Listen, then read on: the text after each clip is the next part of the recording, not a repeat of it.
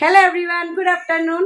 দেখো আমি তো প্রায় দিনে কি রান্না বাড়া করছি, কি রান্না করি, আমি এগুলাই ভিডিও দেখাই। তো আজকে ভাবতেছি চলো শেয়ার করি। আমার মেয়ে তোমার আজকে 1 সপ্তাহ হয়েছে একটা জিনিস অর্ডার দিছে। তো কোন জিনিসটা অর্ডার দিছে তো মাত্র আইসে। আমার মেয়ে খুশি হয়ে দৌড়ে মানে আনতে গেছে। তো দেখি আমার আইতেছি, চলো দেখাই।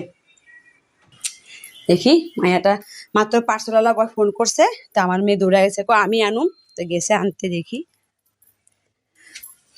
কই কই আনছস, কই দেখি। চল ফুল, চল চল চল। তো পার্সেলটা নিয়ে আইসে, এখন চলো আনবক্সিং করি, দেখি কিরকম আইসে জিনিসটা। আর কোন জিনিস এটা তোমার পরে দেখতে পারবা, চলো দেখাই। তো দেখো খুলতাছে, খুল খুল দেখি।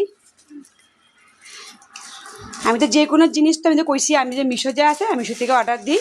কারণ মিশোতে আগে প্রথম প্রথম খারাপ হইতো, এখন ভালোই আসে। আইসরি গিফট না বাপ্পা দিছে, দেখুন লাগা দেখতো। তো মাইয়া মাত্র আনবক্সিং করছে, এখন লাগায় দেখ কিরকম লাগে। তা লাগায় দেখ কিরকম হয়। তো দেখো আমার মেয়ে খুললা পিন্দা ফেলেছে।